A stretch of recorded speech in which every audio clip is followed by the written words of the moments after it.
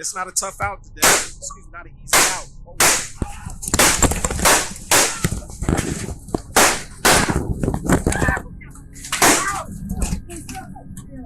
Oh.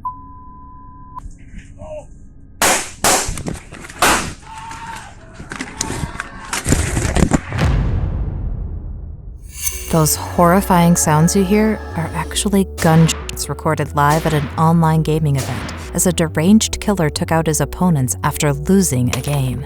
You could hear people screaming and shouting in pain and shock, as no one would have imagined that such a thing could happen at an online gaming tournament. So what really happened, and how did things get to this point? Welcome to Crime City. Today we'll look at the case of David Katz, the pro gamer who shot his opponents in real life after losing a game. David Katz was born into a wealthy family, with his dad Richard being a NASA engineer and his mom Elizabeth being a toxicologist for the FDA. He had an older brother Brandon and grew up in Baltimore, Maryland, where he reportedly had a normal, happy childhood. However, in 2005, things took a drastic turn when his parents separated over allegations that David's mother, Elizabeth, had been unfaithful and abusive, and so his dad Richard moved out of the family home and filed for divorce. This started a long and bitter custody battle between the two, as they both tried to disprove each other as fit parents. And their main point of contention was their children's mental health. You see, after their parents separated, both David and Brandon started to develop some mental health issues. David in particular, who was 12 at the time, would curl up into a ball and refuse to go to school. He would also play video games until the wee hours of the morning and would go for days without bathing and would walk around in circles at home. One time, his mother took away his video game controllers and locked them in her bedroom to prevent him from playing throughout the night, but David reportedly punched a hole in the door and went in to retrieve them. Worried about his mental state, his mother took him to a psychiatrist and he was put on several medications, which according to his dad, Richard, were not good for him. A filing from April 2006 by Richard's lawyer reads, "Elizabeth Katz is giving the children medicines that pose significant and unknown risks to the children. For example, David Katz is being given a medication called risperidone, whose brand name is Risperdal." Richard said the medication was an antipsychotic used to treat schizophrenia. He quoted the National Institute of Health, saying no studies have been done on giving this medication to children.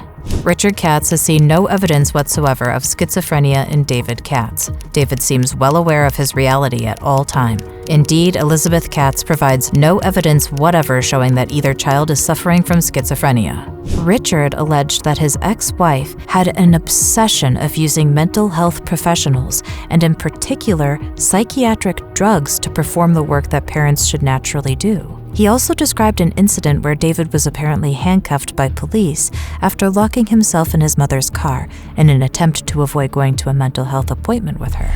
On the other hand, David's mother, Elizabeth, argued that David had suffered from depression, which had escalated to the point of interfering with his ability to attend school, and had also affected his eating, sleeping, communication, and willingness to even get out of bed. She accused her ex-husband of preventing her son from cooperating with his therapist, who had described David at the time as experiencing a psychiatric crisis. The judge ended up granting custody to David's mother, with visitation rights to the father. Over the span of a few years, David would be committed to mental hospitals on several different occasions and spend up to 90 days at a facility in Utah. As you can already guess, David's relationship with his mother was not a very good one. He would get extremely hostile towards her, and on at least 2 occasions, Elizabeth put David's clothes in suitcases and asked him to leave.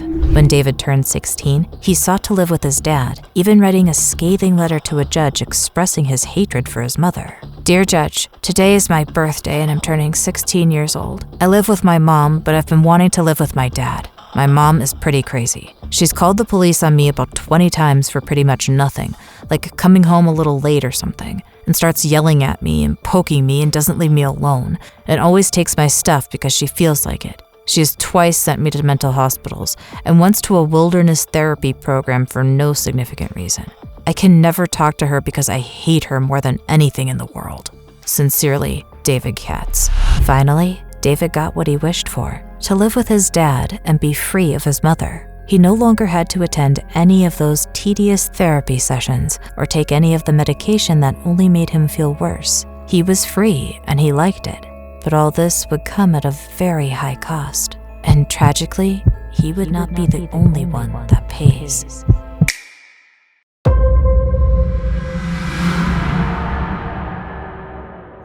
David attended Hammond High School in Columbia, Maryland, and in the time he was there, he was described as shy, quiet, and a bit of a weirdo. He didn't get in any trouble and kept mostly to himself. He spent most of his time playing video games and had aspirations of one day becoming a professional gamer. After graduating from high school in 2011, David enrolled at the University of Maryland in 2014 to study environmental science and technology, but apparently he dropped out before graduating.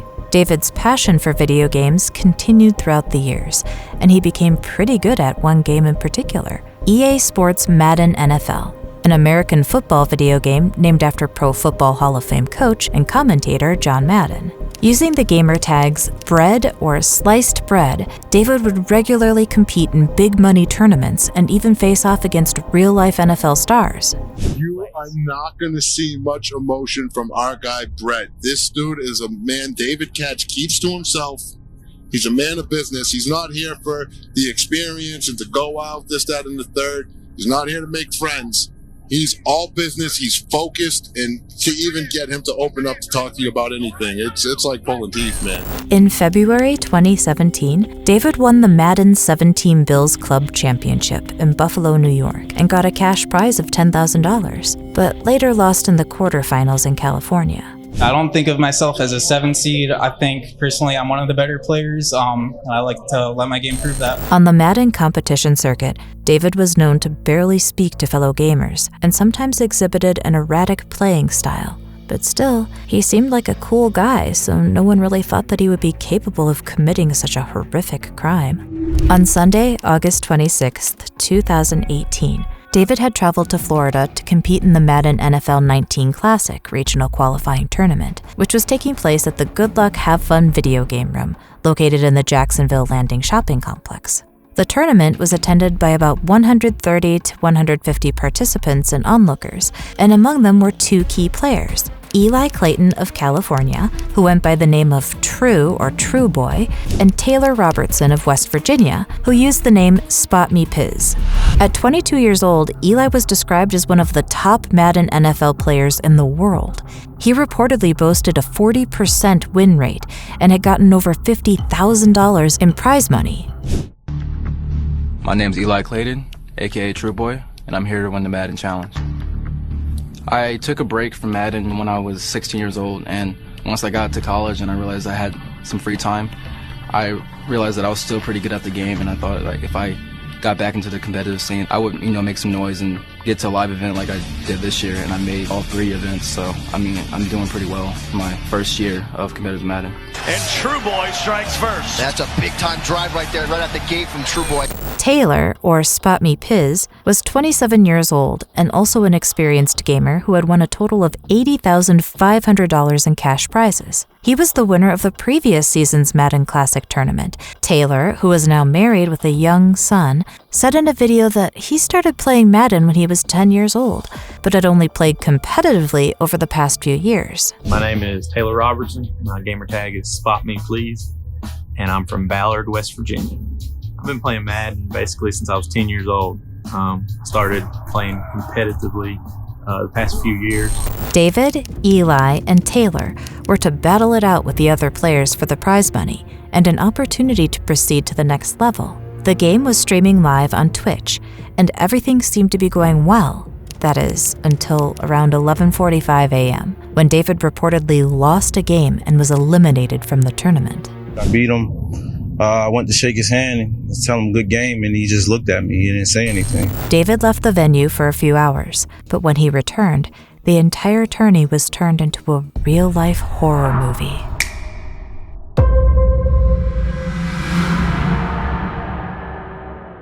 Breaking news from Jacksonville, Florida, where there was a mass shooting today at a video gaming tournament. Officials say a suspect is dead. Tony DeCopel has the latest. The gunshots came one after another. Police say 3 people were killed, including the gunman, and 9 wounded by gunshot during this video game tournament held at a game bar inside a restaurant in Jacksonville. We know that the suspect used at least one handgun to commit this act, and we are working again with our partners at ATF on that aspect of the investigation. After leaving the tournament, David came back at around 1:30 p.m. armed with 2 handguns that were reportedly bought legally a month earlier in Baltimore. The 9mm handgun had a laser sight, which he used to get an accurate aim at his targets. In the live stream, a red dot from the laser could actually be seen moving on Eli's chest before the rampage began. David fired at least 12 shots, killing Eli Clayton and Taylor Robertson, and injuring 9 others before turning the gun on himself. Another person was injured while trying to flee the scene. I just seen people just running out of there, screaming, pushing each other. Pop, pop, pop, pop. Like it didn't stop. Like it was Like just some automatic. Yeah, it was like an automatic or something. Because all you heard was just gunshots. I seen somebody's body on the ground. I seen kid with blood all over his clothes. People with blood on their shoes. He lost over a Madden game, and he came out. He was a Caucasian white dude. He was nerdy looking. They said he got mad, went into his car, and just came back in. Police arrived at the scene within 2 minutes of receiving the 911 calls, but unfortunately, the damage had already been done. Witnesses said that the shooting was intentionally targeted at specific people. From what I could tell, because of the way his hands were positioned, he was aiming at somebody intentionally. And then just basically walking back, just popping off. The shooting left the entire gaming community reeling in shock and wondering why it happened. Social media was filled with posts from gamers and sponsors who were at the event talking about the incident. It was said that Eli was not even planning to attend the event and had made a last-minute decision to go. Madden's publisher, EA, would release a statement expressing their most heartfelt sympathies to the victims' families and even donated $1 million as charity for the victims of the shooting. They would also cancel the remaining Madden Classic qualifying tournaments in order to reevaluate safety procedures for future live events. We have got to change. We've got to really stop and say to ourselves, there's something wrong.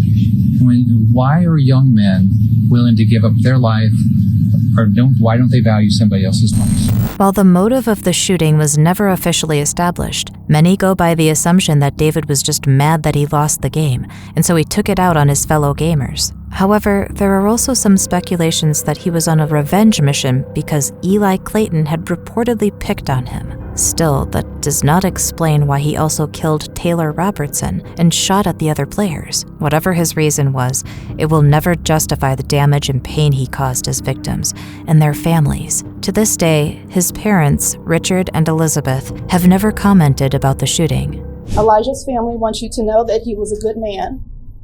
He did not believe in violence. He never even had a fist fight. He loved football, and hence out of all the video games he could play, he settled and mastered Madden. He made a good living gaming, and he saved his earnings so he can afford to go to college to continue his education.